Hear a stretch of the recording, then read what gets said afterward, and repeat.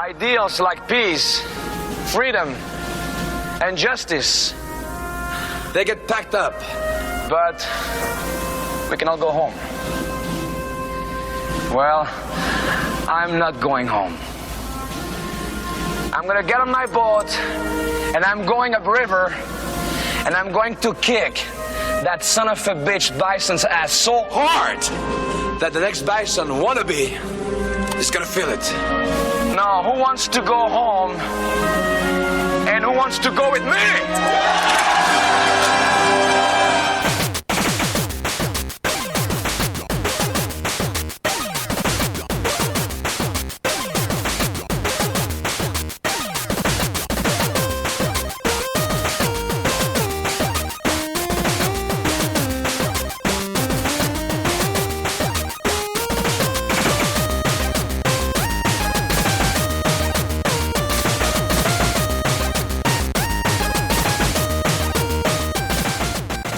Welcome to the Rated G for Gamers podcast, episode 310.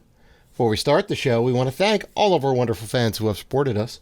And if you want to show support for the Rated G network, you can find us on Patreon at patreon.com/Rated G for Gamers.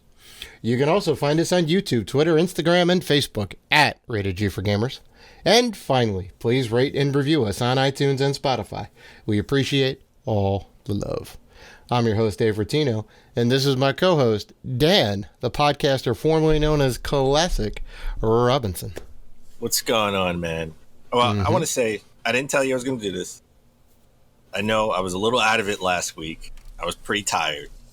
Still, you know, I had a lot going on last week. It happens. Pretty tired. It happens. So I probably came off on the show a little tired, but I'm bringing the energy this week. Hey, all right, here we go, baby. Energy. I'm bringing it. I don't want to bring. I'm not going to bring it too far. I'm not going to bring it like Will Smith and Chris Rock at the Oscars. I don't know what you're talking about, Dan. Did something happen at the Oscars?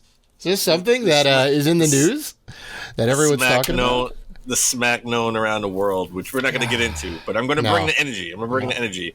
You've definitely heard all the takes. You've heard all the opinions. We don't need to give ours, I don't think. Has anything happened crazy at like the Game Awards or the VGAs that predated the Game Awards? Nothing crazy. Like Joseph Ferris, I think, is like the craziest. That's the one. Yeah, drop an F-bomb saying F the Oscars, right? I think he said F the Oscars. Yeah. He the very boisterous. He did it. He did it again. He didn't say F the Oscars. He was like, "Oh, this is the best award show. This is better than the Oscars. Better than the Grammys. Better than everything." Yeah, and he's the dude who made Brothers, A Way Out. Most recently, It Takes Two. Right. So he's a great game developer. Very boisterous, I think, is the word. That's probably the one. Yeah. I think a lot of the hot takes for video games happen online. Right. Yeah. I think that's really where it's at. That's true. You hear a lot of stuff on Twitter or Reddit or, I guess like the hottest take that I've seen was when I guess it was the marketing director or somebody from EA went on to defend the microtransactions for Star Wars Battlefront 2. And I believe to this day it's still the most downvoted post on Reddit. Because probably, instead of saying, "Oh, we understand your concerns" or whatever, we understand the grind to get these characters is a little bit high. It's something that we're looking into, even if it's just lip service. Like that's the table stakes of what you should say in that situation. Not double down and be like, "We think everything is really fair and that the grind is good," and that just bad take. It's right up there with, if you don't have internet, we have a product for you. Oh, God, yeah, the Xbox 360. There's a reason why Don Matrick is not head of Xbox anymore. Yeah, well, I mean, there's a reason Phil Spencer's in there. His company just got bought for a couple of $1 billion. So, yeah, I mean, he'll be okay. He's okay. But I will say, you have proven your fanboyism. Why? You've proven this week, this episode. Why? You've proved it. It's official. It's official. I'm not going to say you're an Xbox fanboy, but you're a Sony hater, and you've proved it. Oh, are you teasing? Are you teasing something that's coming up later in the show? No, No, not even. I'm teasing something that we didn't even discuss prior to the show. Oh, I don't know. Are we getting into it now? We can get into it now. We're gonna get into it now. We're gonna. All right. I'm curious. For the last 2 weeks, you have you've been at the helm of bashing Sony and Gran Turismo 7. Well, it's terrible. If there was an update, but there's a semi-positive update that you didn't even want to discuss. You didn't want to discuss. We never talked about it off the show, but last week. Listen, last week you brought up Gran Turismo and how worse it got. Okay. Oh, it did. Yeah. The microtransactions got worse. It wasn't something that I had in the show notes. You wanted to add it on last minute, and I said, okay. So you know what? I want to add a little bit of. I want to add Sony's response to this. Okay. Are you talking about? Well, go ahead. Say what the response is. Polyphony Digital put out a statement. The head of Polyphony put out a statement apologizing for the confusion, and he promises change. And he even gave 1 million credit pack to people who were affected. You don't have to pay for it. It is free. You, right? You have to claim it before April 25th. Yeah. And there will be some updates in the beginning of April, like increasing rewards and events in the latter half of the world circuits by approximately 100% average. And they're increasing the quantity of used legend cars on offer at any given time. Just a little bit. That's just a little bit of what's going to happen early April. Now, I'm not saying this is a total fix. I'm not saying this is a total fix. But this is, as you said last week, an update to an ongoing story, story that we've been covering. Okay. I'm gonna be as down the middle as possible with this. The positive side is sure there is a response. They're responding to the community. Let's say outrage, to be fair, because people are upset, or the concerns of the community, which is good. Yes, I'm glad they're now getting back to them. Right, I'm not gonna comment on the length of time, the kind of fumbles and all that. We know all that. So responding is good. The million credits is good for sure. They're going to adjust the balance in the next couple of updates in the next couple of months. But let's just go ahead and say, right, they already reduced credit payouts for all the races except for the one that was a bug, which were like the 24-hour tour. Yes. The Le Mans and the whatever else.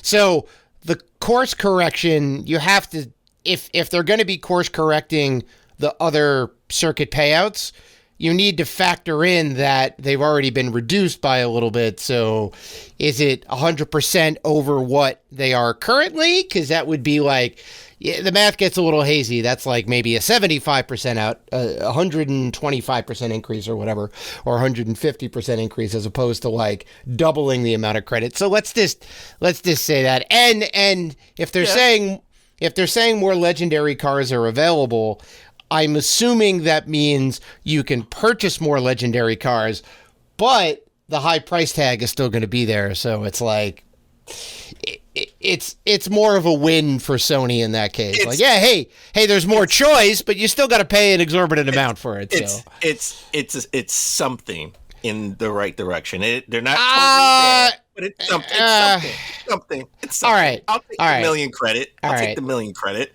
I mean, sure, but if you're not going to adjust the pricing structure, the million credits is kind of which you can't even buy one legendary car with that. I mean, maybe the low end legendaries. Which they said they will address in the next couple of updates. So. Okay, well that's what I want to see. All right, that's what I want to see. Right? EA did make right on the situation, and we acknowledge that. Right, and Sony is trying to make right in the situation, so it's good to acknowledge that. Yeah, fair enough. I just want to be fair. I have no problem. I have no problem talking about it. I wanted to wait until the things kind of came into place, and then we can kind of comment on that stuff. But but they addressed it. And you know, it kind of goes to your point. I think you mentioned last week about, you know, fans being vocal and voting with their wallet and this and that. Sony and Polyphony Digital saw what was going on in the community and because of that, are now kind of reacting to that as opposed to kind of standing their ground. So, yeah. Well, yeah. Well, at least they're not saying, this is what it is. You got to enjoy the grind. Right. Like Exactly. Yeah. Well, that's said was bad on EA's part. That's the EA hot take you don't want to do. So, yeah. Okay. All right. Okay. Fair enough. All right. So let's get the show back on the road, back on the right track. All right. We have an awesome show this week. We're going to talk about Sony and their new subscription service. All right. Spartacus. It has a name and they have tiers, and we will talk about that. We're also going to talk about maybe a new plan for Gamepass, from Xbox, something that people have been asking for. Still not what I want. There's one thing they need to do, which we will discuss, that I really want them to do. All right. It's ridiculous that I'm they intrigued. don't do it. I'm intrigued. And I think you would agree with me. I think it's ridiculous that they don't do it. Dan with the clickbait headline. Listen, I'm already clicking in. I'm already reading the article. I'm ready. I'm ready. Right. But before we get into any of that, let's begin the show with, this is April Fool's. Well, it was April Fool's. It was April Fool's. And every year, sometimes I forget and I get fooled by something. I think the best it always happens. Yeah. I think the best one, I'm not going to go through there was a lot of stuff on the internet, but I think the best one I saw was Spawn Wave. He got me. He said he started the Spawn Wave on Friday. If you don't know Spawn Wave, go to Spawn Wave Media on YouTube. Love his updates every morning. Great. Right, drops 8:00 in the morning every weekday. And a podcast every Saturday night. Yeah, he started the show with Sony buys Konami, and he went through the logistics and numbers and IP. He was super serious. See, that's last night. That's believable. That's really believable, right? Because, Konami's not really making video games anymore, but they have a lot of IP. Sony could certainly buy them, and you would assume that Konami would possibly looking to sell.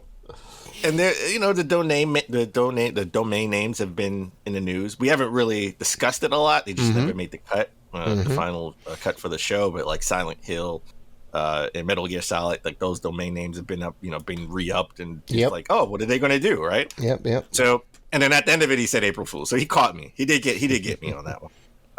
But I'm just going to sort of fly through some of these that I saw that I think were pretty funny. There was an April Fool's that there was going to be another Super Smash Brothers Ultimate Fighter Pass 3, Volume 3 with more fighters, right? That's believable too, right? I know it's over, but they could, they could announce, hey, we have more fighters, right? They could do that. That's something that they could do. So 100%. Yeah. I thought that could have been real, but then, so was April Fool's. Something that I knew wasn't going to happen. I knew was April Fool's right away was the new Switch dock, with 12 SD card ports. Yeah, for all the little game carts and all that. Yeah. That's that'd be awesome. What is it? What do they call it? The Switch stacker. Oh yeah. You can put up to 12 game carts in there at once, which honestly that's kind of cool. I would totally buy that if somebody made that. So if that was real, that would be, come on, it would be maybe you could play each game. You could just switch through. They're all in, so you can maybe keep playing them. Yeah, I mean, arguably somebody could make that. They could make a dock and somehow kind of hook up the output or whatever to kind of switch between the different game ports. It would take a lot of engineering to do, but it's possible. I think it's possible to do. Sega had Sonic Frontiers. It looked so real with the Genesis and the Game Gear and the bucket with the rubber ducky and Sonic in the bathroom looking at it. Yeah. It's a whole onsen experience, right? Yeah. But I think the second best one that obviously it's not real, but and it couldn't be real, but I thought it was funny was Shovel Knight cereal. It's just dirt. You get that vitamin D for dirt. It's just dirt. It's jam-packed with crunchy flavors, and it's a bowl of dirt. So I thought that was funny. So there was actually one from Synology. They do network storage, And usually it's like, terabyte drives and whatever. You get a whole system. You can put a bunch of drives in there, hook it up to your network, right? And just have access to the storage thing. And they announced a Synology floppy storage system with 4 different floppy drives in it. So you could have up to 7 megs of storage. Yeah, it was pretty great. It was pretty great, I got to say. Okay. All right. All right. I want to sort of, as a side note, talk about the Nintendo Switch Online service. I know we joke about it. I think it's a pretty good value. They keep adding games, and they just added more games to the regular tier, SNES and NES. And we got Earthworm Jim 2. Finally, like a fantastic game. Like a bigger title, right? We've had a lot of smaller titles, which is, it's lackluster. But Earthworm Jim 2 was great. That's a great game. Amazing. Yeah. And the humor still stands up. The gameplay still stands up.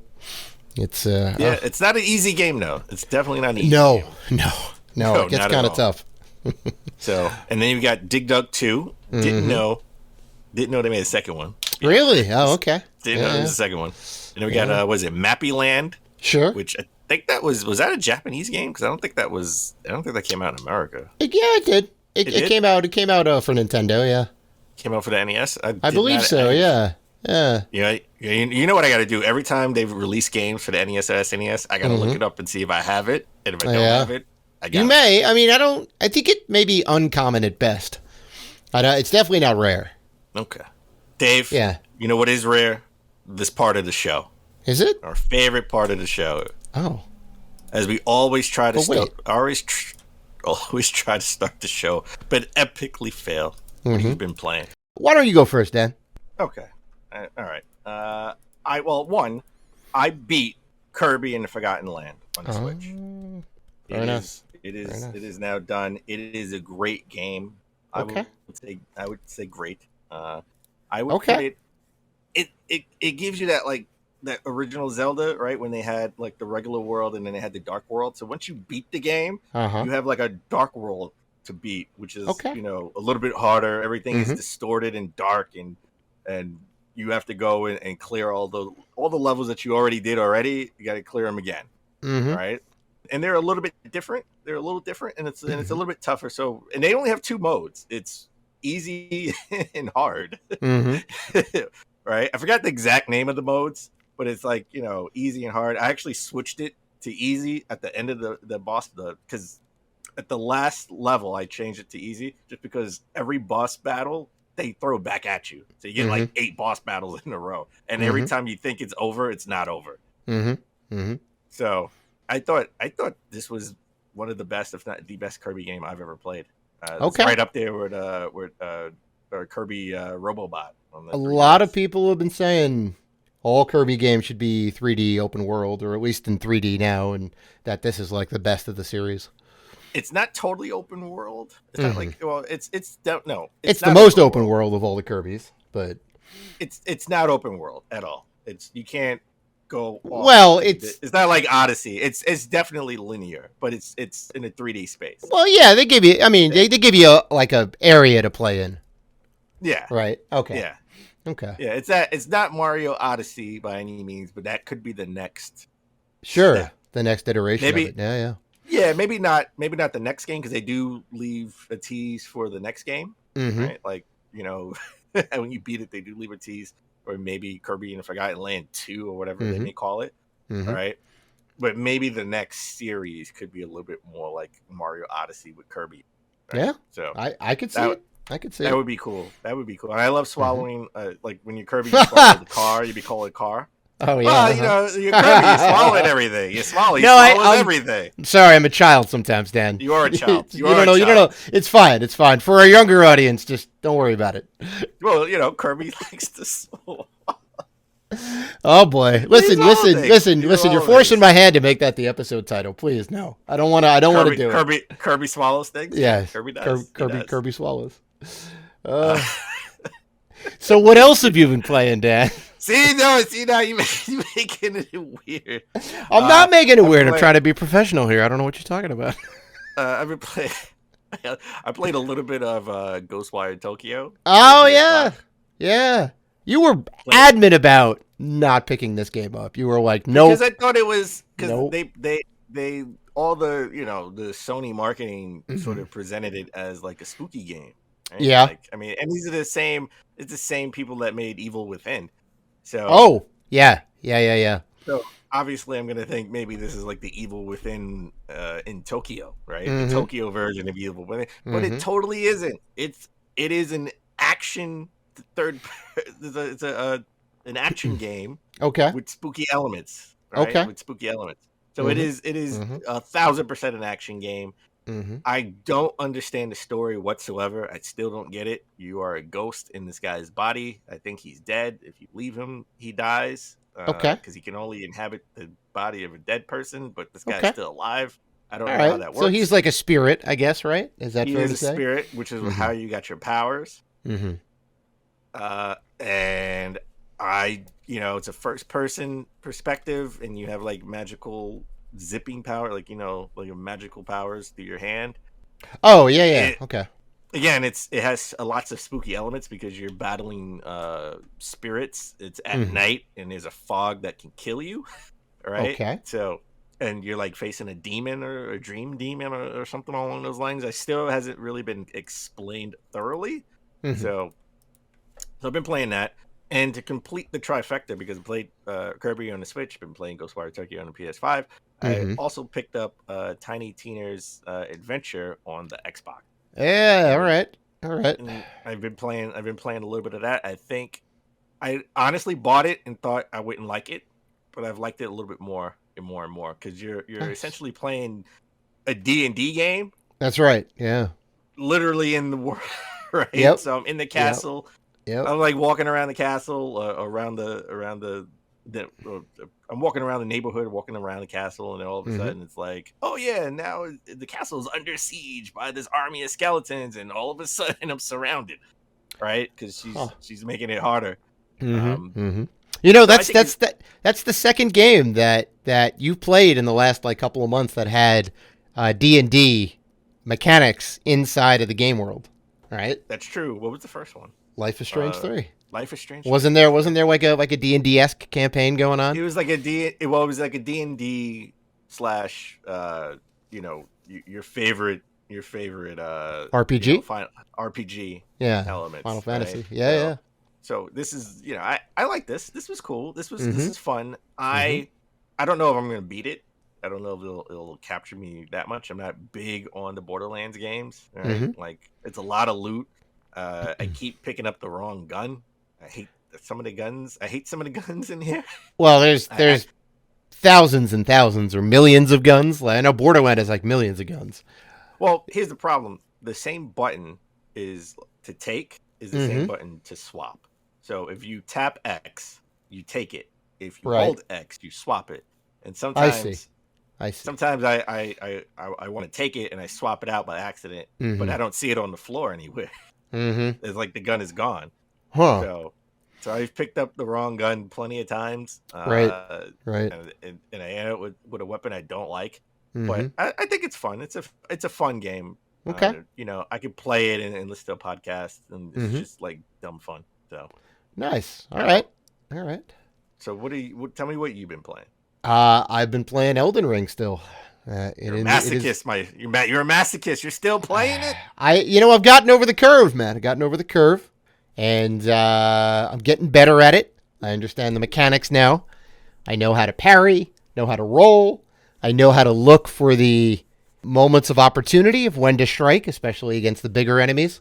So what system have you been playing? Getting a little better. Playing on the Series X. Yep. Okay.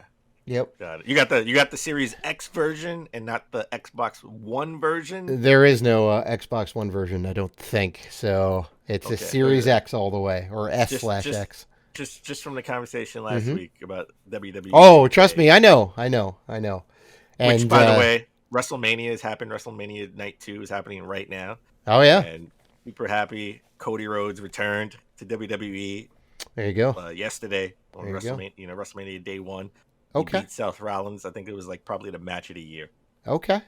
Okay. Had to get a little bit of wrestling references in. Come on, It is somehow. very, very interesting turn, but I'm definitely here for it, Dad. Definitely here for it. There are no wrestling. There is no wrestling in Elden Ring. I'll say that. There's no grappling That's a moves. shame. There's no. Shame. I mean, I was just trying to think of how to bring it back into that world.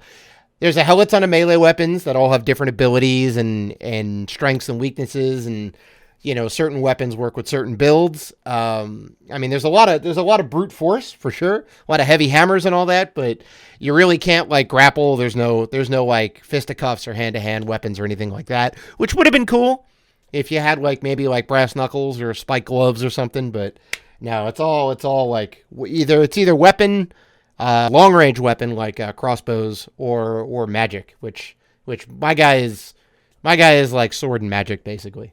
Is how I'm kind of getting through. But, yeah, I'm at like level 35 now. My guy's got some decent gear. I've taken down a couple bosses, right? I beat the first 2 necessary bosses, I think. Yeah. And they've been, like, every single one of the bosses that I've fought so far could have been the final boss. Each one is, like, more epic than the last. I'm like, oh my God. They're just like towering, massive. Like the last guy that I fought, he was like an abomination because he had like multiple arms coming out of like different parts. And halfway through the battle, he breaks off his arm, right? Like rips his arm off, and it like mutates into something else. And then he's like using that as a weapon. Yeah. It's wild. Wow, it's wild. Okay. Yeah, there's some crazy stuff in there. I got to tell you. Yeah, and I will only see it on YouTube.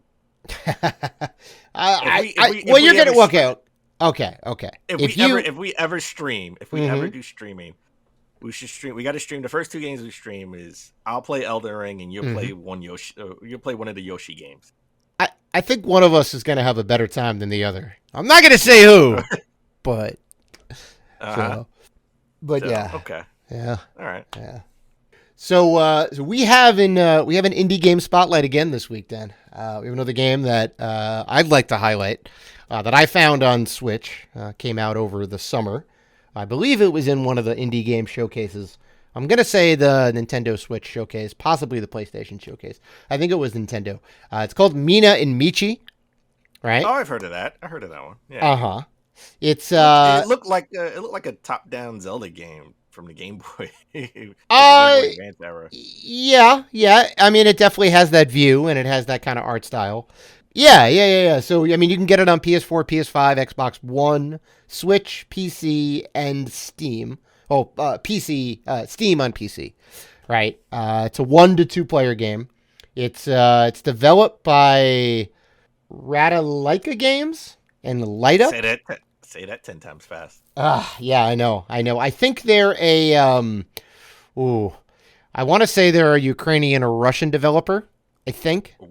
Just based on the name. I'm not 100% sure, but it's published by East Asia Soft, which does a lot of good stuff. They do physical games too. Just to note, you go to eastasiasoft.com. They have a lot of really good stuff.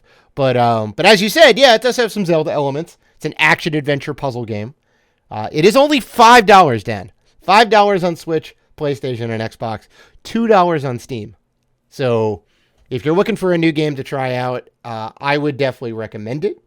It you get to play through 4 different seasons: winter, spring, summer, and fall. So each area is kind of themed accordingly. I think it's really just like coloring, right? The autumn one is going to have like greens and reds and yellows, and the winter one's going to have more, muted colors, whites and blues and whatever else. So they kind of theme them. And I believe you can kind of choose where you want to go, right? Okay. So if you want to do winter first, you can do winter first. If you want to do spring first, you can do spring first, right? It's up to you. And I guess the best game I can compare it to is, I don't know if you remember this game on PS2 called Cookies and Cream. No. Okay. It sounds so familiar. I think maybe did it have co-op? Did we play it? It sounds familiar. It does have co-op. You probably own it. It was a very early run PS2 game, right? And I mentioned Cookies and Cream because you control 2 characters at once, Or you can do co-op, and then each player takes control of one character. And the way that it works is that the left side of the controller is for the first character, and the right side of the controller is for the second character. You use the analog stick to move each character, and you use the shoulder buttons to use their weapons or their special ability, right? And then there's kind of other mechanics, like if you hold the Y button down, you can hug your little monster friend, and then they get health back, which is interesting. So that's kind of a little mechanic, but a lot of it kind of comes down to there'll be some enemies in the room, there'll be some traps on the floor or whatever, and you have to kind of get around those. Maybe there's a block puzzle where you have to push blocks onto things to open up the gate. Maybe there's like a pressure thing that you have to open to let one person go through, and then on the other side is the other pressure plate, and you let them go through, right? So it's kind of like that type of gameplay. But I mean, it's super fun, and there's power-ups you can get. Usually there's like a locked door. You need X amount of gems, so you go farm some gems. You get 100 gems, you can open the thing. Maybe it's more health. Maybe it's a key to open a treasure chest or whatever. So like that's kind of cool. You can kind of explore a little bit and find some extra stuff in the game.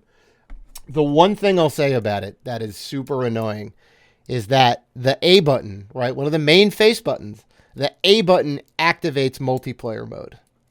So, you think, you're going to use the face buttons to do all the basic actions, but it's really the triggers, right? And it kind of makes sense when you get into it, but the A button should really be like the minus button or something, right? Because but it's kind of weird. One of the regularly used buttons is caused to do something like that you right. Like what? Yeah, you're right. It should be like a plus or a minus button. Or Y or X or something that's like not.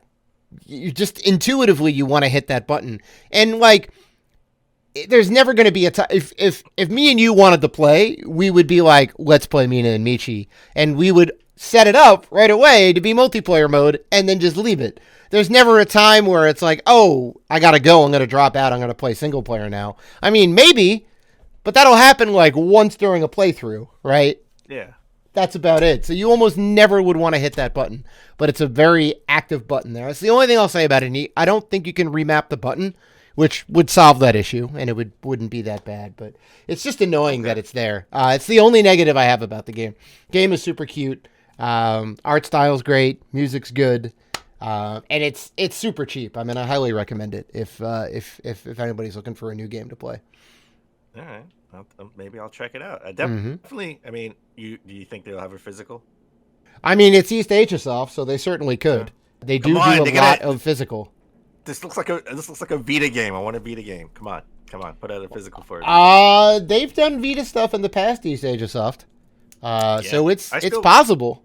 It's possible. All right. So why don't we take a break? When we come back, we'll get into the top gaming news of last week.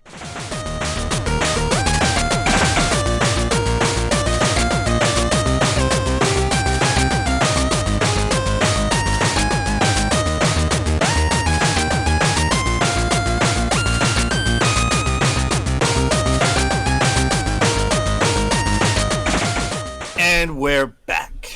Let's get into the top gaming news of last week. Let's start with our lead story. We finally know what Project Spartacus from Sony is. It's been revealed. Sort of revealed. And before we get into it, just want to say, how how much I hate, where news comes out from like conference calls with the stock, shareholders, stockholders. You stuff like say that, but that's where some of the juiciest news stories come from. Well, otherwise we get it all at E3. Otherwise, we get it all at E3. Where we should, which we're not going to get anything from E3. Which we'll get into that. Yeah. But we don't get anything, and this is a prime example of what we're not getting. Okay, so just for context, this was Sony did put out a sort of like a press release on PlayStation blog talking about the new subscription service and all of that. They were a little vague on certain areas because they did this for the shareholders, and they knew if they actually just did it with the shareholders and they put out a press release, it would leak. So they They probably just said, screw it, let's just put it out. Yeah, you want to get ahead of the story, right? Yeah. You want to do it on your terms. It looks better. Because it's the end of the quarter, and they want to tell the shareholders we have another stream of revenue coming, right? So, all right, but let's get into it. PlayStation Now will be no more coming this June, right? And it will all be PlayStation Plus. Okay, so it's not necessarily rebranding with the new name. They're just consolidating and making everything PlayStation Plus. Right. And they will have 3 tiers. They have the PlayStation Plus Essential, which is the same as the PlayStation. It's the current offering of PlayStation Plus, right now. Yeah, you get 2 monthly download games, exclusive discounts, cloud storage, and online multiplayer, and there are no changes to the existing PlayStation Plus member tier. Right. It's about $10 a month, $25 a quarter, and $60 a year. Yep. Then we go to PlayStation Extra, which you get the same benefits as Essential, but they also will provide you with 400 PS4 and PS5 games, including blockbuster hits from PlayStation Studios in the back catalog, which is kind of insane that they're giving you 400 games, right? It's a lot. Yeah. And by the way, all prices that I'm talking about are all U.S. prices. I'm not going to get into the different prices, different regions. It's $15 a month, $40 a quarter, and $100 a year. And then we get into this is the big one.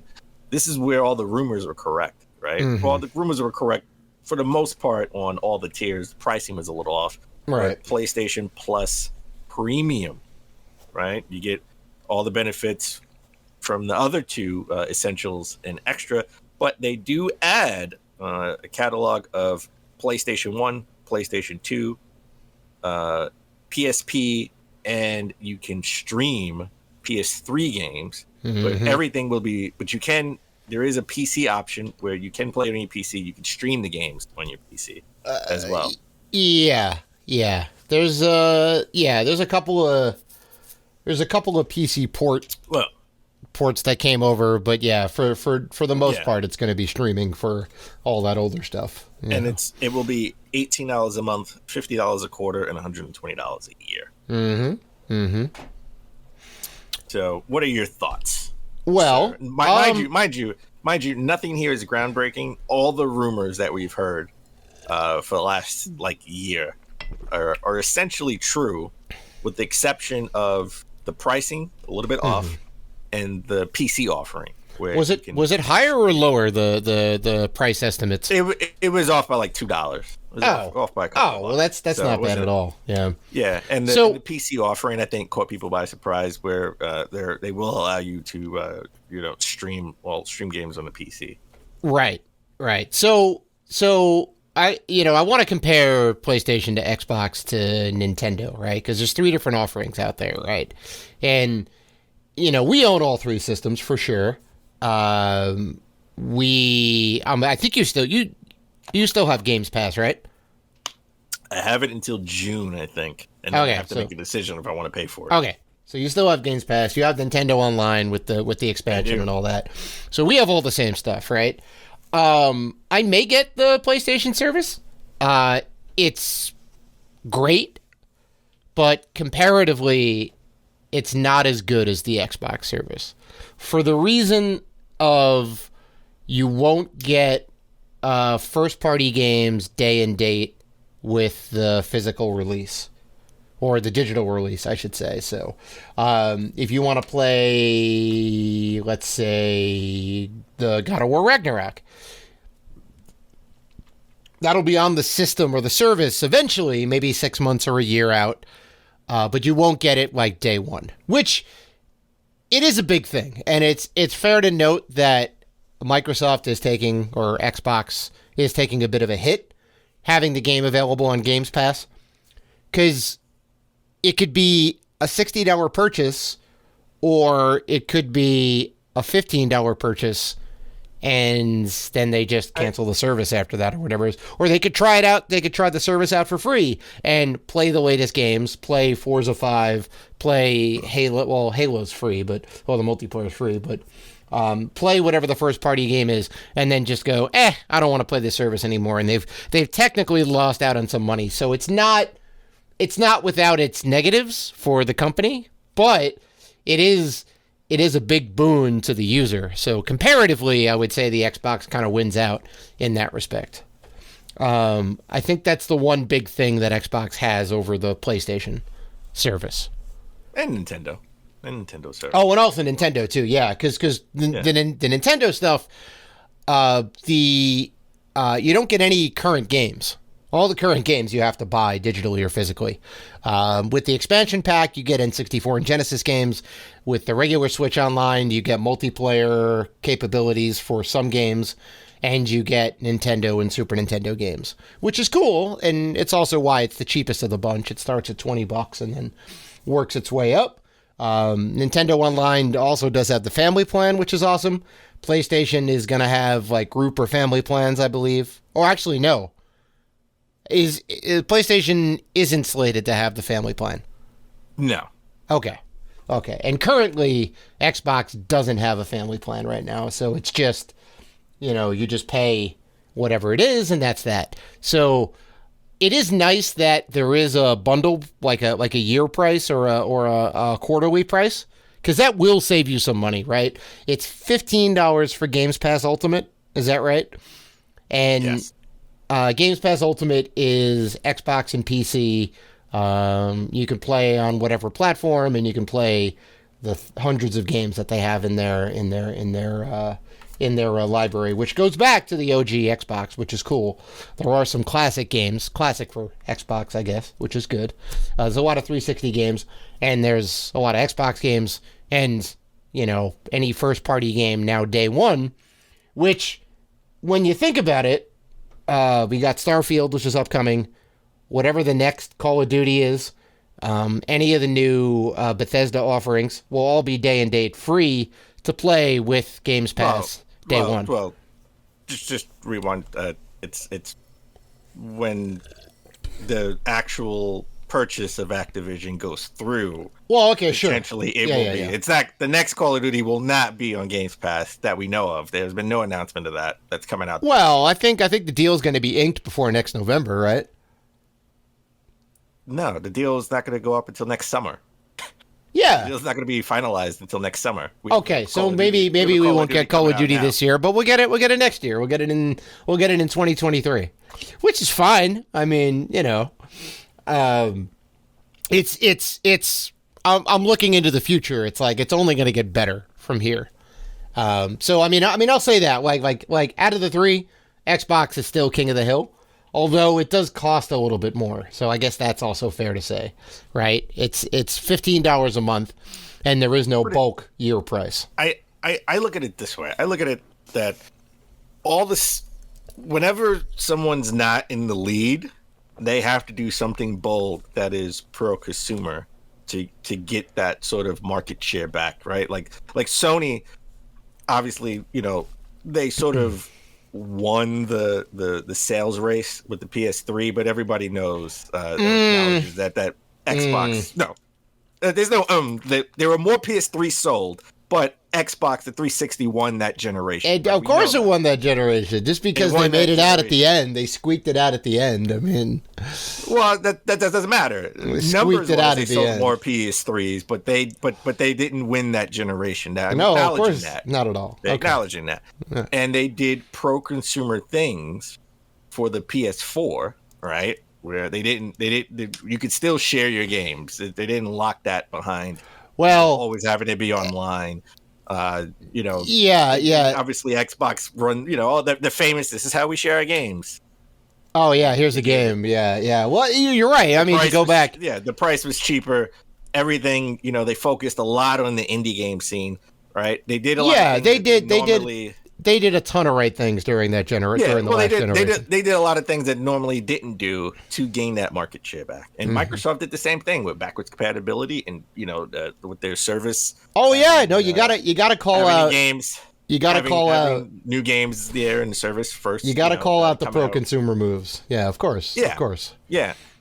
So I look at it that way, right? When you're not in the lead, you're gonna do things to get the mind share back, to get all the consumers back, to get that goodwill back. I mean, I agree. And that makes sense. I agree. Unless you're Nintendo. Well, Nintendo's going to do Nintendo, yeah. I agree. But at the end of the day, I'm looking at what's the best value for me, not what's in the company's best interest. You know, I want to see what's in the best interest. Well, I don't care about that. I'm just saying I love it where Microsoft is doing all this goodwill stuff because they had to, and I acknowledge that it is because they have new games. Right, I would put that slightly over this, even though it is a little bit more expensive. But the key thing is, I know we're going to get over 700 games on this new subscription tier, the premium subscription tier, right? The question is, what are those games? And that's where this. Oh, well, I can tell you exactly what those games are going to be. This was put out before. This was put out really for the shareholders, and not like a big reveal because they, we will get a state of play at some point, maybe in May. Right. Because if the service is going to launch in June, the tier service, we should get something that's going to tell us all 700 games. We do know this, though. We do know Death Stranding, God of War 2018, Marvel Spider-Man, Marvel Spider-Man Miles Morales, Mortal Kombat 11, and Returnal, which, that's a new-ish type of game, right? Like maybe they wait a year and put new games on the service. They will be part of those the extra and premium tiers. Yeah, I mean you can throw The Last of Us 2 in there because those are first party games and they're old enough that they're going to be on the platform, guaranteed. Eventually you're going to get Gran Turismo. That probably not going to be till 2023, but it'll eventually come there, right? I doubt that because Gran Turismo is like a live service game, and all the controversy with what we discussed earlier in the show about it, right? And I mean, they have other revenues to make money, but I think they may put this on the service. I honestly this year. Yeah, it'll be if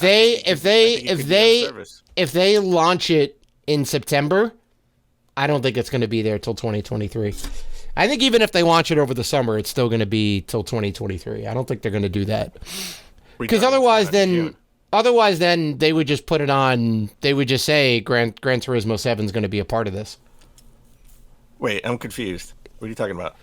Well, whenever they end up launching it, right? They're not launching it now. It's coming in June. I just said it's coming in June. Oh, in June. Well, I said it's June. 3 months out. Yeah, they have to have a state of play in May. Yeah, they're not gonna launch it in June. No, they're not gonna have it this year because that's 3 months. It's 3 months from when the game launched. Right, it launched a couple weeks ago or whatever. Right, three and a half months. Early March. Right. So it's definitely not going to be there at launch, and I don't think it's going to be there during the holiday season because that's a whole bunch of holiday sales they're gonna miss out on that game. They would wait till Q1 2023.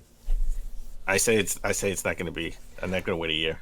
They do it this. Well, it's technically it would be less than a year, but you would get all the holiday sales for the game, and then you would get the goodwill of like, well, we're going to also now put it for free on their PlayStation Plus service. I can almost guarantee. I say no. But then you look at. I disagree. Maybe. I think for goodwill, they would, if not at launch. Well, why not just have it at launch then? Why even bother waiting, right? But that's not. I mean, they're saying, the game already launched, so it's technically not day and date with the game and all that. But we know the new games aren't going to come out right away on the system. And the reason they're doing that is because they want to make the sales up, right? They want to get the $60 and the whatever else from everybody, which I get from a business move. You would make more money that way, and then eventually put it on the service when the game is a little bit older. You're going to lose out on all the holiday sales, right? Because kids can't buy the game now. I think this is more of a live service thing, right? Mm-hmm. Like I think they look at it more as more of a live service game than anything. I mean, I think it could be. There's that too. It would be a goodwill gesture to, especially if they're going to put out a bunch of updates this month, right? And the next coming months, and to fix, to fix the game for people online. Maybe put it on the service. I would. Put All right, so let me ask this: if it was already out, right? It was say it came out in January. Would you think they would put Gran Turismo on there day one? No. Okay, so what's the difference? I think what's the difference? Controversy. Well, wouldn't they want the goodwill in that case to be like, hey, it's coming to Games Pass, Hey, or PlayStation Plus or whatever it is. Right? It's coming to PlayStation. Well, no, if it was out if PlayStation Plus was out in January, the new PlayStation Tier Plus was out in January. I don't think they saw the controversy coming. All right, yeah, they put it out. They got a lot of bad press for they got a hell of a ton of bad press, right? And now they're trying to fix it. I think one of the ways they can fix it is put it out on the server, put it out on a new PlayStation Plus service in June, whenever they launch. It's a possibility. I wouldn't necessarily rule it out, but I don't think it could be. It could be the grounding. It could be like the crown jewel of like the big announcement. Like, and we're putting Gran Turismo 7. The 700 games should be the announcement. That's the exciting part, right? That should be enough. Well, you know what? All the games that are great, all the games that made people say, hey, I'm going to buy a PS3, or said, hey, I'm going to buy a PS4, you can play for free. All the Spider-Mans, the God of Wars, The Last of Us. Like, there's some solid stuff. Gran Turismo 5, Sport, Gran Turismo 6. Probably would say they will have those on there. They would say all the Gran Turismo games except for 7 are going to be except on for 7 and 7 except for 7. I disagree. I think they put 7 on here. Well, with all the fixes. So maybe, but okay. So looking at these three, my opinion. I think the Xbox service is still the best because of the day one stuff. Out of the three, what looks like the best offering? Like, factoring in price and games and feature set and everything else. I guess it depends who you are. I mean, if you are more of nostalgic Nintendo fan, like a friend of mine, Brian loves like the old NES, SNES. He loves fighting games, but he loves like the old school games, right? And he would, like the Nintendo Online service would speak to him if you're more of like an old head and you're super nostalgic for that stuff. If you sort of are a gamer or a PC gamer, especially on a budget, and you're not a collector, right? And you love to keep up with the new stuff. Games Pass definitely is more attractive, right? If you like to play modern games and you love retro games, and a lot of games, I can almost guarantee. You want to talk about something you can almost guarantee? I can almost guarantee a lot of games that are PS1 and PSP that are expensive that you can't find are probably going to be on this service, right? Oh, I guarantee you. All like the Squaresoft RPGs and all that, like I can almost guarantee they're going to be on there. Like they have to. They have to. When you say PS1 and PS2 and you don't have Squaresoft games on there, that's a major L. And there's no reason for me to think why Squaresoft and Sony wouldn't be able to broker a deal, because they're pretty good in terms of their relationship. So that would be a big draw for me. The premium tier is really attractive for me because of the show, right? Like we play a lot of old school games for Saturday Morning Retro. And yes, I may own a lot of these games, but it is sometimes a pain in the ass to set it all up, right? The convenience is nice. To take out the PS1 and play the PS1, even though I can just play PS1 games on the PS2, but I still got to pull that out, and I'm getting that same resolution, right? Because I don't have a modded PS2 or a modded PS1. Will we get a resolution bump in these games? Right, that's another question that's not asked. That they yeah, that's a possibility. Now to note, PS1, 2, 3, and PSP are all emulation streaming, correct? Not streaming. You can download everything except for PS3. Okay. PS3 is strictly streaming only. PC games are all streaming. Right. Well, they have to be. Yeah. Yeah, because they don't have a PC emulator out for any of that stuff. Although there is a PS3 emulator that's homebrew that's like on the PC. That's actually amazingly good. They've made like super strides in there. So it's sad that the PS3 stuff is streaming. I was listening to Modern Vintage Gamer talk about it, and they could totally get an emulator on the PS5 for PS3 games. They could. They should. I think they should invest in that. Even if they just hire the person or license out the emulator that they have that's really good on like PC and like put that in, that would be awesome. Because, I think this is what's going to happen. Okay. I think maybe you're right as far as PSVR 2. Right. Mm-hmm. I think they showed it at GDC. People have used it and said it was fantastic. They've already shown us what it looks like, right? We haven't got a price yet or any game, so that tells me we could see it at some point later this year or early next year, right? I think when we get a state of play, they may have PSVR and the new PlayStation Plus tiers, because they will have a VR component to this. Where how could you not? Games. How could you not? We're gonna have VR games because they want to push you to use the headset, right? Like now, I think I said it when they canceled the giving free games for PS3, right? I said they should substitute that with PSVR games to make me put on this headset. Keep giving me free games, and that would make me put on a headset every month. And I think they may do that. They may add PSVR games. That may be part of the 700 games that we get to play.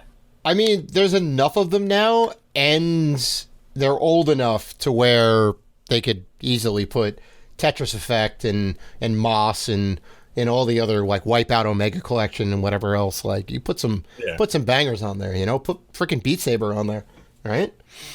Well, the streaming, the video game subscription wars have now officially begun, right? Yeah. And just point of reference, we didn't really talk about this the last couple of weeks. Sony, there are lots of reports that Sony is not done purchasing big studios, and they have one big studio purchase that's really on the horizon that no one can talk about. Apparently, Greg Miller said there were 3 things that are coming. He can't talk about it, and one of the things that came out was PSVR 2, and he said, "Yeah, that's one of the 3 things." So yeah, there you go. There you go. So they may be, I don't know if it's Capcom. I mean, they said it was big, so Capcom, Sega. I'm thinking Capcom, Sega. I'm thinking more of a Squaresoft, a Japanese company that they would purchase. Oh, sorry. There's a little something in my throat right there. Telling you, man, they gotta make a shot across the bow. They get Assassin's Creed. So they can add those games to their service. Right? So, I look, man, it's an exciting time. It's just too bad because collecting, right? Physical media. Oh, well, yeah. We don't have to say it, but we have to say it. It's the all digital future. Yeah, but it kind of sucks for the general consumer. It's the best thing because there's no physical clutter, right? You get kind of a smorgasbord Netflix style of game, so there's some good stuff about it. Let's move on to Xbox Games Pass. You already mentioned it earlier. There's big reports that Xbox will be introducing a family share plan. Yep. Where you can, which makes sense because Nintendo has it, right? Nintendo has a family share plan, right? Which I think you utilize it. You even utilize it, right? Yeah. Why would you not? It only cost. I mean, I because everybody else in the plan was like, let's get the expansion pack. It only cost me $8, right? Because you kind of split it up among 8 different people, or $10 or whatever, right? You split it up against 8 different people. $10 for the year is like, all right. Still never played the N64 games. I don't care, but it's $10. Well, the rumors are. I mean, Games Pass right now is about $10, right? If you had 5 accounts, that would be $50. Yep. So the family share plan would obviously be a little bit less, maybe 50% less, or if you're 8 users, it would probably be 30%, about 30% less. So I think this is like a no-brainer. I think everybody should have sort of a family share plan. But more importantly than the family share plan, Xbox, why don't you have a yearly plan? That doesn't make any sense. You had it with Xbox Live Gold. Why don't you have a Games Pass yearly plan? That would be more attractive than paying $10 or $14 a month. Come on, like, well, sure, but you can say whatever you want about Sony and Nintendo's services and what they lack, but at least you could pay for the whole year up front or quarterly, right? Like, people praise Sony for having they can have a quarterly they have quarterly plans. Xbox, there's no excuse. There should be a yearly plan. I want to pay you for the whole year and not have to deal with paying you every month. I mean, right. Come on. Well, I mean, yes, it would be nice to have like a yearly bulk discount thing. I'm not saying that wouldn't be good, but you're going to save more money with the Family Pass plan if you can get 4 other people to join, because you can have 5 separate accounts. They don't all have to be like any linked in any way except to, put this gamer tag and this gamer tag and this gamer tag onto the account. So because they're saying it's going to be more than 50% less than $50 per account if everybody has the basic Game Pass. The rumor is that it would, right. Well, it has to be a value. It has to be some. It would be 30%. Yeah. Right. It has to be some sort of value, right, for this thing. And if that is the case, like that kind of brings the price down like super low. If that is the case, which would be better if you don't mind having 4 other people and somebody paying the thing or whatever, you just PayPal somebody some money or whatever it is. Like, I would rather that than like the yearly account for the single user, because in the end you'd be saving a lot more. It's not meant for you and your friends, but you're going to take advantage of it.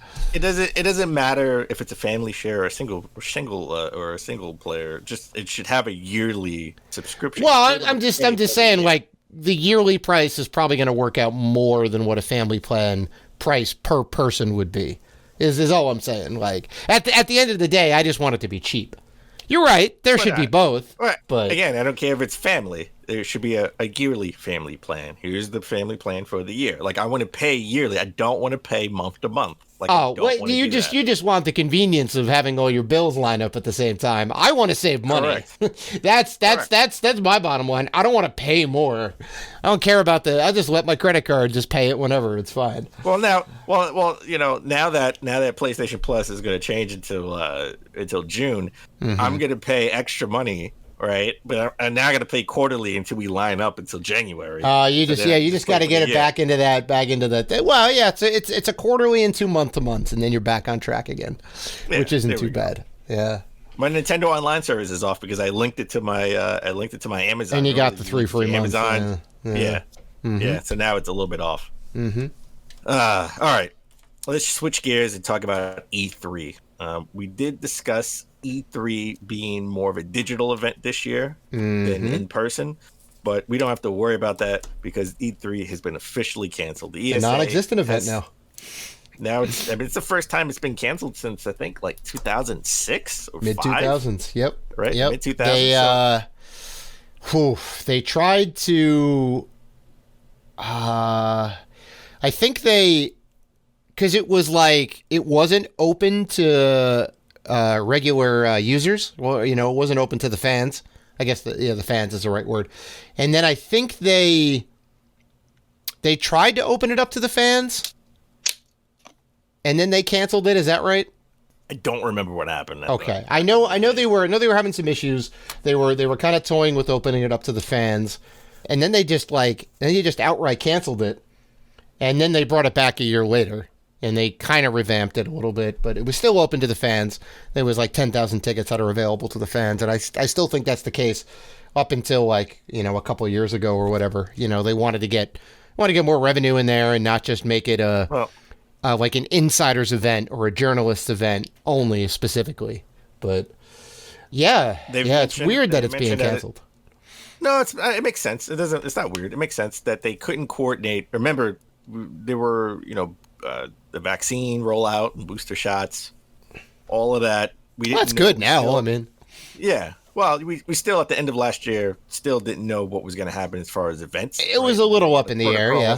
A lot of protocols still in place for large in-person gatherings around, especially in LA, because this is, E3 is always in LA. Yep. But now, PAX is back, right? They got shifted a little bit, but they're making it happen. Mm-hmm. WrestleMania is like 90,000 people in Texas, right? Happening right now. So protocols are New York right now, they've loosened some of their protocols. So and mandates and stuff. So it kind of, when you're doing E3, the E3 prep starts in December, right? Starts a little early. I mean, maybe even before that, to be honest. Yeah. So if they still don't know what's going on and it's like January, February, right? Then it makes sense that it's like, all right, well, let's just cancel it and come back stronger, which is what they said. They want to come back. Why not do a digital event next year? Because then you still have presence, right? Then you still you don't have the stigma of, hey, we didn't do it this year, and everyone like questions, is E3 done? You get all those clickbait articles where it's like, I don't know, it could be done, and that's what's going on in my head. Like, okay, but it's the same reason why EA is not doing a show. Like they mentioned, they're not doing a show. I don't think a lot of people have anything to show, right? That's a different story, right? We'll talk about Nintendo in a minute, but people still have to pay to be a part of the digital event. And if we saw last year, we thought the digital event was terrible, right? Because in large part, not a lot to show. It wasn't a lot to show. But that's on the developers. That's not on E3. ESA gets who they can get, right? And they got the big name companies, most of them.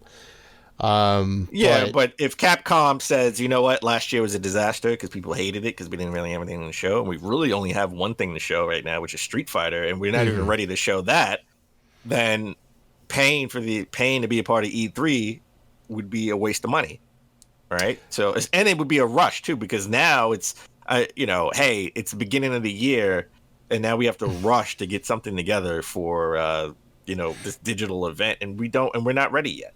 Well, okay, so here's what I think. I think Microsoft, knowing what we know now with all the acquisitions and all that, is big enough to do their own thing. And I think that may have gone on behind the scenes. And if you don't have Microsoft, because Microsoft owns... They have the Thanos glove of all the companies, right? There's your Bethesda over here. There's Rare. There's Activision Blizzard is coming into the fist, right? They hold a lot of power, and I think they're saying, what do we need the ESA for? And if they're doing their own thing, you're right, because I think companies like Capcom and Squaresoft and even Ubisoft, I think last year, came up short, and they were kind of lackluster experiences. So then who do you have left? Because Sony's doing their own thing, and EA technically is a part of it, but not. Like, they're not paying ESA for stage time. They're doing it at their own theater. They're doing it a day or two before. They're getting all the goodwill from E3, all the hype and the fireworks and all that, but they're technically doing their own thing. So, you don't have many companies. I mean, Nintendo has a thing around that time, but they just do a digital thing always. So there's not a lot left. I don't think Microsoft had anything to do with it, because even if you have Microsoft, you got nobody else. I don't think anybody else really has anything to show. A lot of people said they're going to, I mean, again, a lot, we're not going to get an EA plays. We're not going to get any of that. A lot of people just don't. I called it when they shut that down. A lot of people don't have a lot to show. Now they're trying to catch up. A lot of developers are coming to work, or getting used to working, especially in Japan, getting used to working remote. Yeah, there's some residuals from the COVID and all that, and everyone staying home. Yeah, 100%. Like game delays and all that. I think 2023, 2024. We're going to get like an onslaught of games that got delayed, out that, sure. A year or two because of that, right? That we probably would have got now. Well, let me ask this then. If Microsoft decides to YOLO it and do their own thing, because they're big enough to do their own thing. They're big enough to do a multi-day event. I think they'll do something, but I don't even know if Microsoft is going to do anything big. Right, and I think. Well, I'm talking about next year. Play, but I don't think. I'm talking about next year. I'm talking about next year. Then, what do you think? No, then I think Microsoft is going to be a part of it. I mean, Phil Spencer has said that he supports E3 and the ESA, and I mean, so, sure, he's a part of the board of the ESA. I mean, he's on the board, yeah. So that's a little bit of a. I would almost say it's a conflict of interest. I don't know if that's necessarily true, but. Well, the board is consisted of all the executives. Yeah, I know, which is also weird. Nothing's going to happen to the ESA because they need somebody to sort of regulate. They have to regulate themselves, or the government will. Right? Yeah, nobody wants the government to step in. Of course, so, yeah. I think they'll be fine. I think E3 will be fine. They said they want to come back with a new invigorative, like they want to do in person. They want to do a mixture of in person, sure, and digital, and new creative ways. So I'm kind of curious to see what they can do. Next year. Yeah. I don't really know what you can do, but. And Jeff Keighley just tweeted like an eye wink emoji when this was announced. Oh yeah, of course, of course. Listen, the man's going to capitalize on on the ESA's misfortune. You go, all right, I got you. That means more exclusives for me, which is true, right? Because it is true. Well, you know who else is capitalizing? IGN. IGN has announced that they will have their summer of gaming. Coming in June. Now, to be fair, IGN never really, the summer gaming, I look at it as like a super indie event. They never have any like real major announcements, right? Like they never. I think they're gonna now though. Mario game. Really? You think so? Where else are they going to be out there? Like you like sure, it may not be as great as previous years in terms of the announcements, but there's some AAA stuff that needs to be announced. I think you have Microsoft may have their own event, right? So they may have something. They'll have something. I'm surprised they haven't announced something yet, but yeah. There will be a state of play. Well, not state of play, like a showcase. The showcase is usually the big one. Sony showcase, where I think some of these companies are saying, "Oh, you know what? Like Street Fighter 6. Yeah.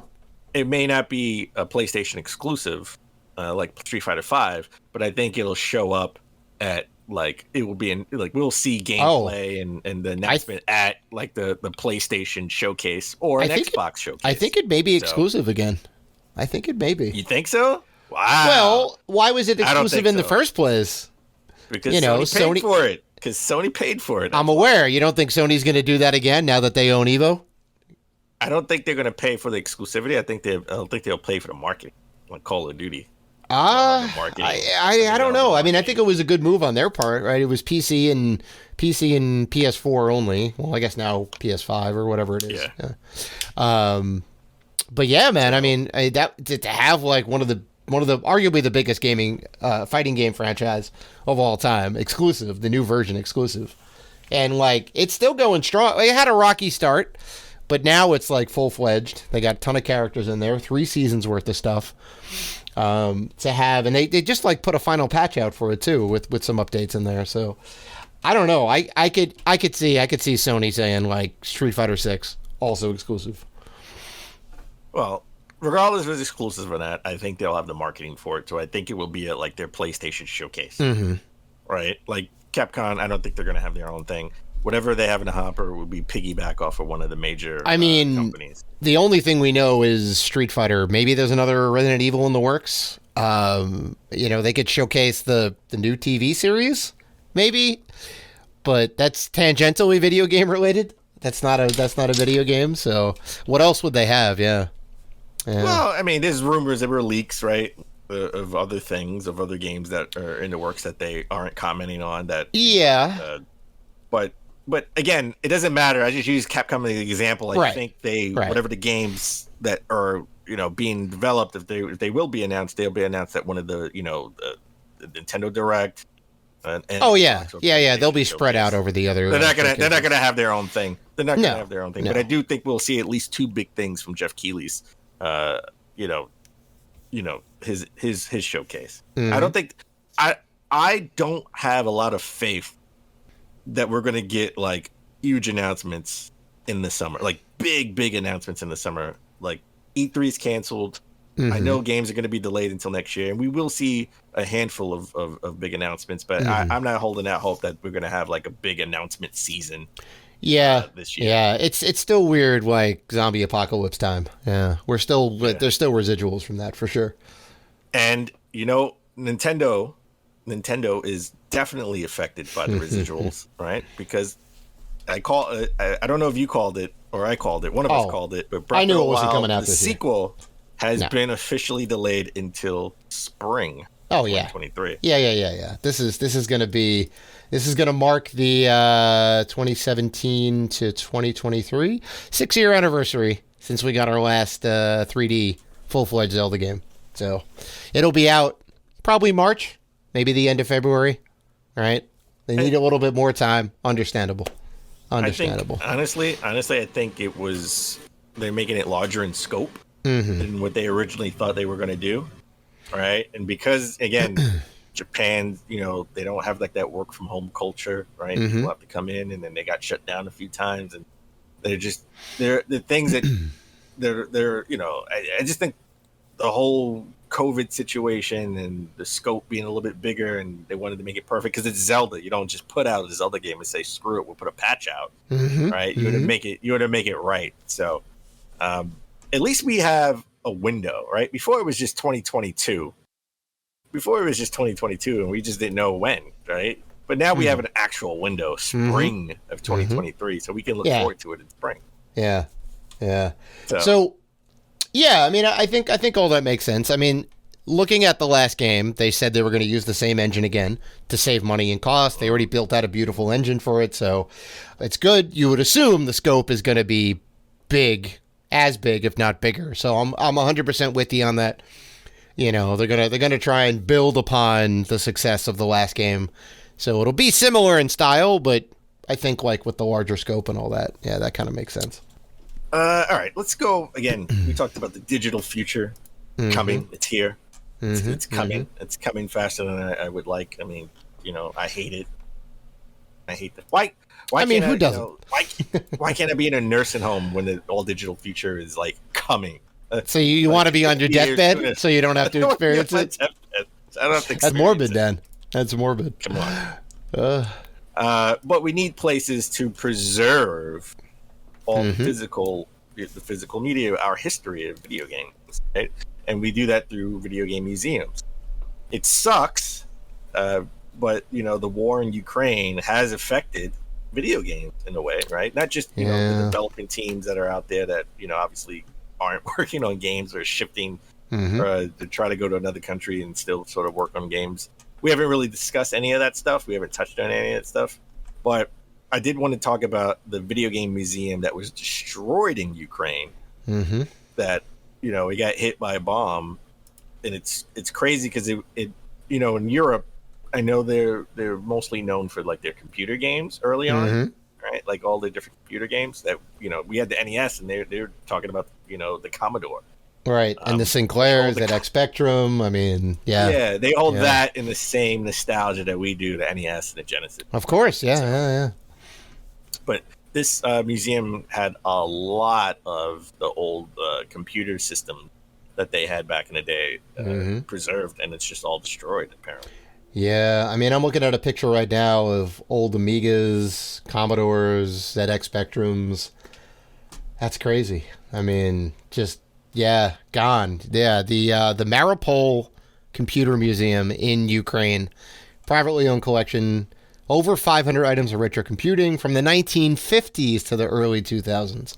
Nearly 20 years in the making, destroyed by a bomb. That's sad. But I wish them the best. They're going to bounce back. I think if you look it up, I think they've started donations. He's opened up a PayPal account actually, so you can kind of find out online if you want to dig into it. You want to donate some money. He's trying to build this thing back up once things kind of settle back down. So that would kind of be kind of cool, and you could help go. Help towards video game preservation, because there's other systems out there. Like, he can definitely rebuild the collections. A lot of like rare stuff that I'm looking at right now.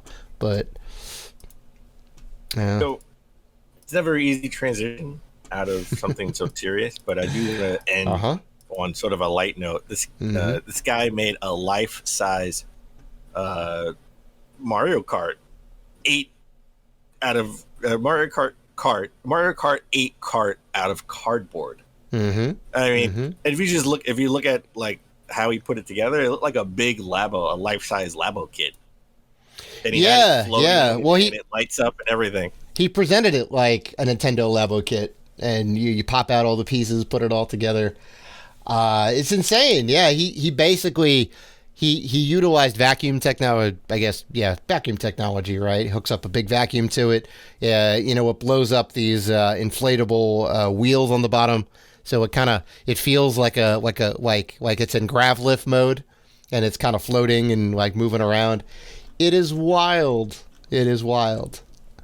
It's crazy. Like first he builds like an arcade machine out of cardboard, and I think some wood to kind of help with the weight. And then he goes, nope, not quite. And then he turns it into a vehicle, and he starts riding around a gym. And now it has to be plugged in, right? Because it's got a giant vacuum which pushes air into these inflatable tubes, so it can only go so far. But he has LED lights around. Yeah. Fake wheels. Yeah. This is like a Mario Kart. Amazing. And then if you watch at the end of the video, he has a like a gerbil or hamster maze that is the first 4 levels of Super Mario Brothers 1. And the little hamster goes through the thing. Yeah, I've seen that. Yeah. It's wild. He even does the little like not like warp pipes, but the little underground spots. Right? So he ends up going down there, and it's so cute. It's so cute. All right, so that's it for the news. Dave, you got any good plans next? This weekend, couple of days. Anything interesting going on? Elden Ring. Elden Ring. He's still playing. How many hours? Wait, you don't know how many hours you got into that already? Come on. I don't know. Haven't looked. Doesn't matter. Having a good time with it. How many hours? If you had to guess how many hours? I don't know, 40, maybe 30, 40. I was gonna say over or under 50.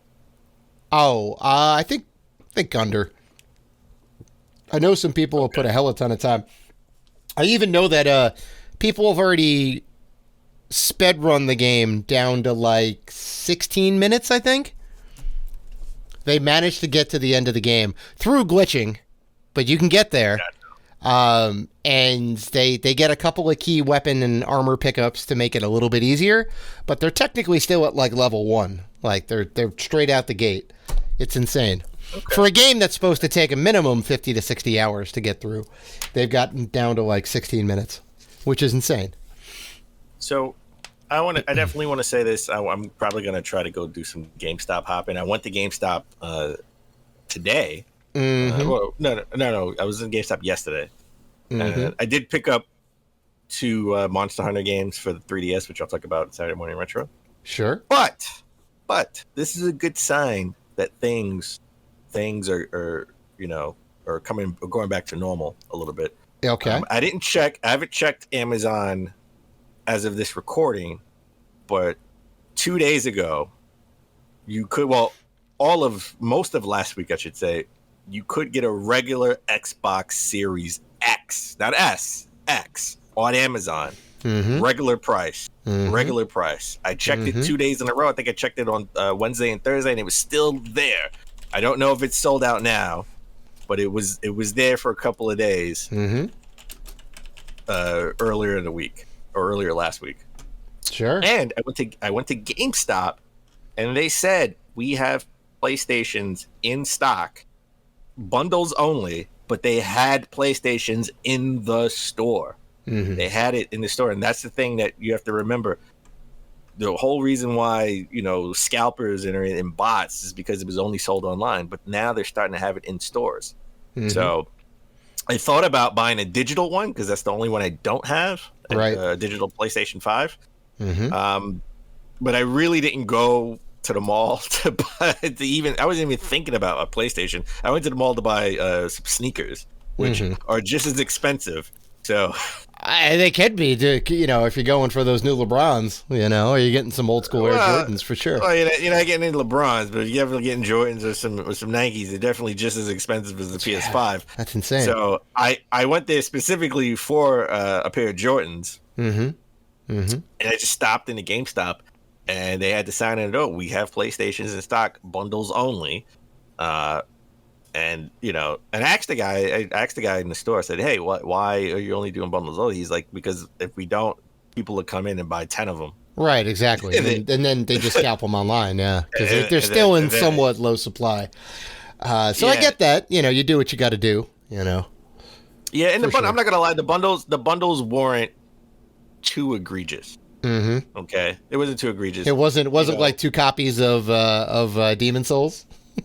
No. The bundles, you know, like a regular PlayStation, the digital is $5. The digital is what, 400. Four, and the regular is $5. So the bundles I saw were like an extra $150 for a controller and a game and a gift card. Sure. So if you get the digital version, you had to buy a $120 gift card, digital gift card to buy digital games, right? And a controller. Right, and a controller. And so and they weren't that egregious. I debated it if I should buy it. If I was just in the mall, I probably would have bought it. But I came to the mall with the intentions of buying something specific that was just as expensive. So yeah, well, you got to make. That's what adulting is all about, right? You can only buy one expensive item at a time. Yes. Doing my adulting thing. So, you know, I passed on it, and there was a guy. There was a guy there really call. I don't know who he was calling, but he didn't leave the store. He was like debating should he buy the digital one or buy the regular one. He was calling somebody saying, "Here are the offerings. What do you think? Which one should I buy?" So he bought it for his kid.